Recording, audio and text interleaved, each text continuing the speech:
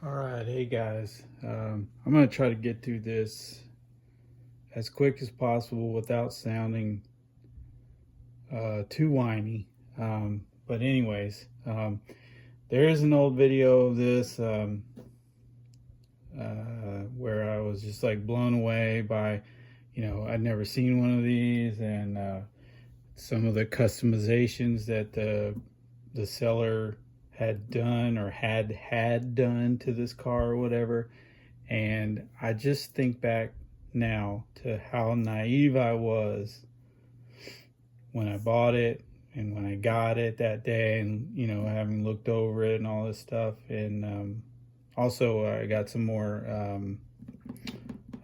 admissions to make regarding this car. And anyways, golly, I'm already a minute in. Okay, so what I'm trying to say is now it's ready for a run. I think that video may have been a year and a half or even 2 years ago. It's hard to say. I ran it when I first got it. I got a motor in it. I mowed a track in the backyard, which is a horrible idea if you have a normal person-sized backyard. And my girlfriend tried to stop me, but anyways, it's a thing I did. There are no signs that I ever did that now, so no one can ever prove it. I didn't video it, thank God, or maybe I did, but I deleted the video. Anyhow, what we have here, I don't know how much of it you can see. But first of all, when I got the car, the seller stated that there will be a run video after this one. So if this is boring to you, just skip this entire video and maybe watch the run. But when I bought the car, the seller stated that the diff pinions had cracked. Okay, even though the car was brand new, it had never been run. I guess these are molded units, and they were press fit onto a steel or some kind of mild steel shaft. And over time they just it looks like the steel actually rusted a little bit. It swole up, and then the molded plastic just popped. So yeah, no bueno, never ran. Now the seller, and I saw it in the pictures as well, the seller stated or claimed that he had a machine shop friend, a machinist, some people call him, make some custom parts. I guess we could call these maybe a pinion block, and a diff. They're all kind of one piece, right? Well, not necessarily, but anyways, I won't get into all that. You can see that, so this is where the pinion shaft would go. Now, these were made for not the stock diffs, but for what they felt was a similar equivalent HPI 8th scale diff. And the reason I think they went with an 8th scale diff versus maybe a 10th scale option is because these outdrives are quite large on these compared to standard 10th scale diff. That's one guess, but really I can't say for sure. But anyhow, they went with an entirely different diff setup. So this car has 1/8 scale HPI buggy diffs, or a truck, or I'm not sure which car they came from. But on account of that, they couldn't use the standard spacing. I don't know that you'll be able to see it, but hell, I can't even see it now that I'm looking at it. But the centering of the pinion is a little different on these guys versus the standard. Oh, no. The reason you can't tell the difference there is because this is one of the 3D prints that I made on an SLA printer. The standard one is more like that. So you can see this pinion is way more offset from center than either of these guys, right? So for one thing, these were made by hand. They were not CNC machined.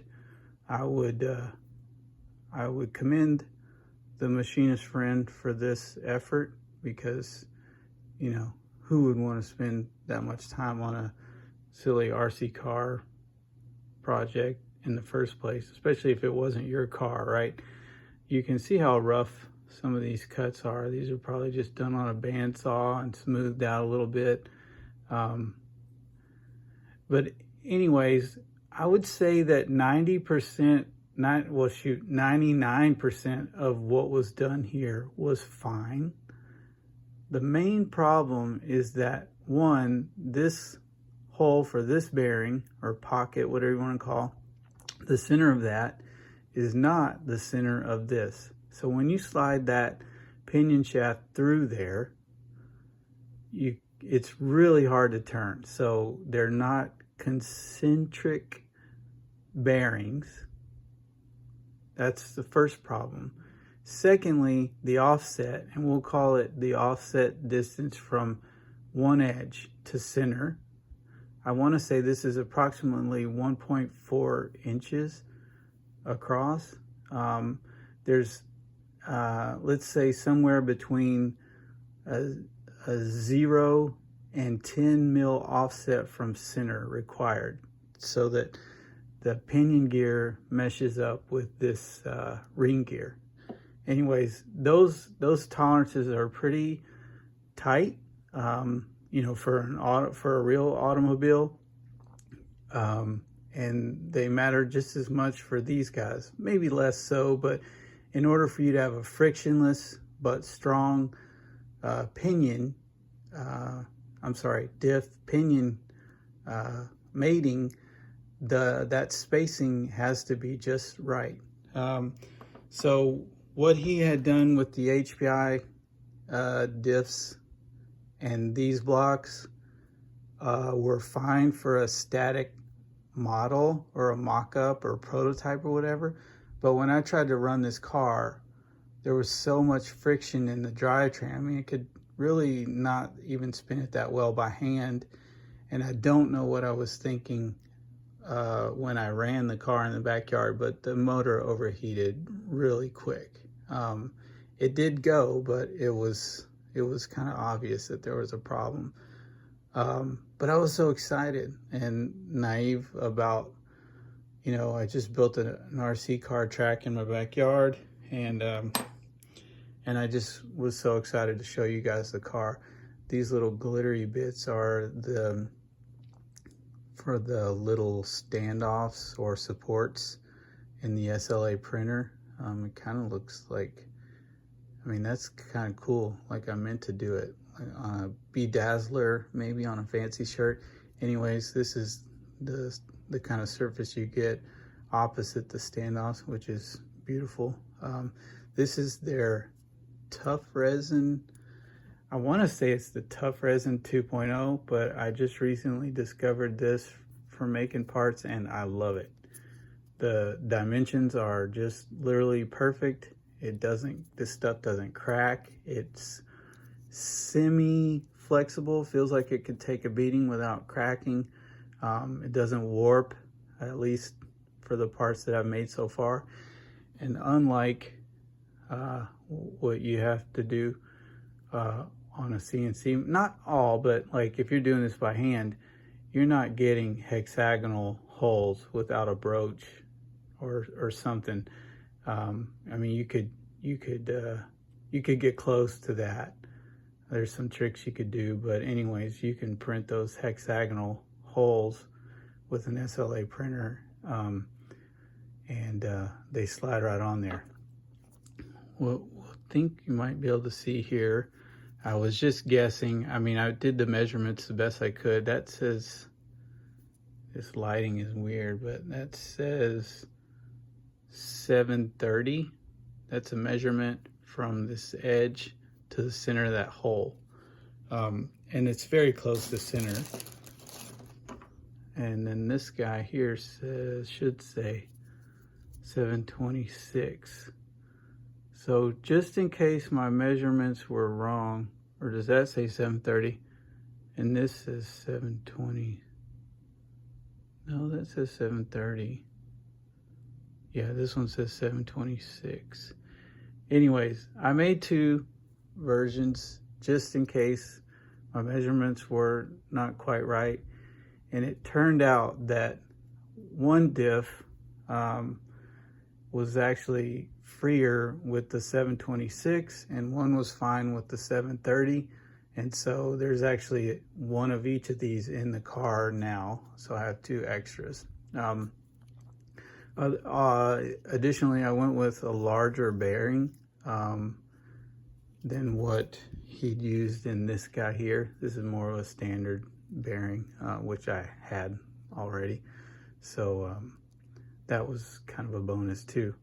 Now, I almost shot myself in the foot by going with this larger bearing, and I'll show you why.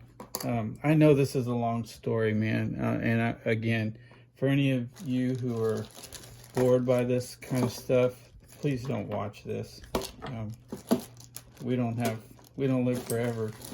So make sure you're doing what you're happiest doing.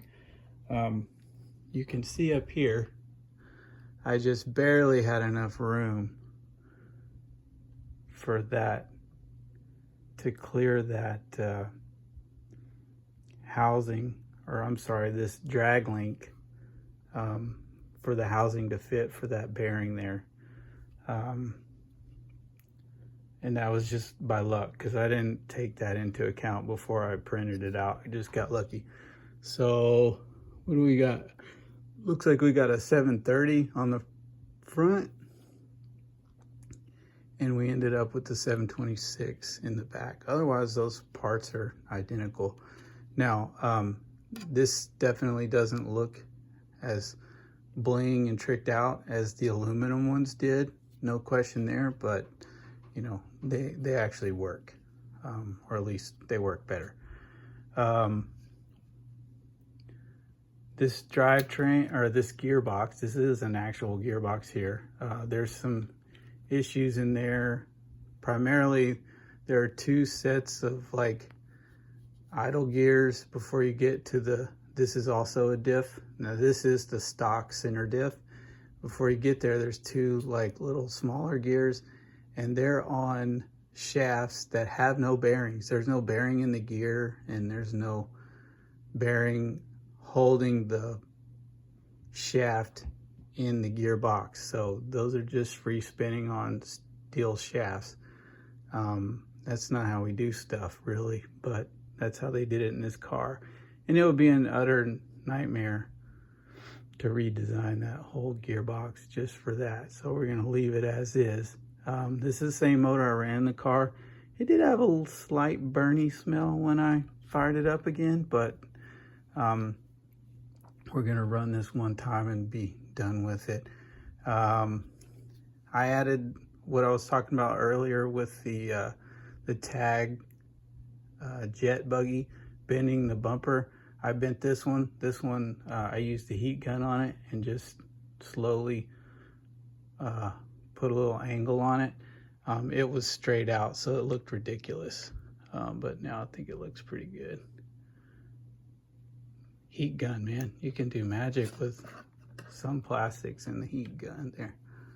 Got a little hot, but looks a lot better in my opinion. Finally, the last pain in the ass with this car is getting a battery pack to fit in it. You have to cut the end caps off of a standard 7.2 nickel metal hydride pack or a NiCad pack in order to get it to slide into these little caps here. There is absolutely no room outside of the shrink wrap there, and you have to kind of tuck the wires back down the little groove between the two cells in order for it to fit in there.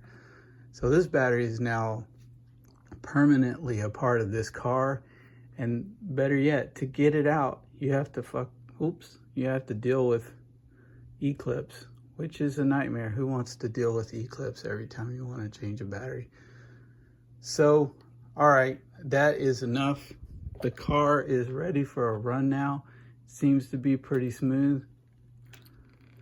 They go opposite directions because there is that center diff, but we do have, it's way better than it was before. So we're gonna put this car out there on the baseball field here shortly and give it a rip. I hope it was worth all the effort. This is not as much trouble as the 4-wheel drive RC10, but pretty close, too close. All right, y'all take care. Did I say what car this was, by the way? Yankee Electra. All right.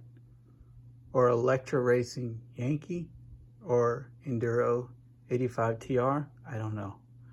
All right, later.